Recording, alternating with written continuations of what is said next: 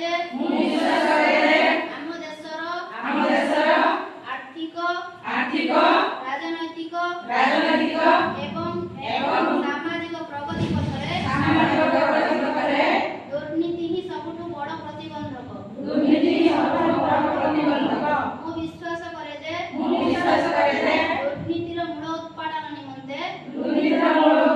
निमंते समस्त अंशीदार तथा सरकार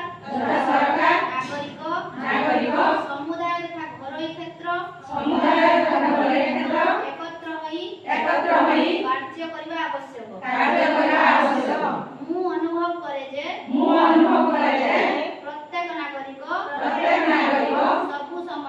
सबु समय सतर्कता सहित सर्वाधिक साधुता और सत्यनिष्ठारे प्रतिबद्ध रही दुर्नीति विरुद्ध संग्राम को समर्थन करबा उचित।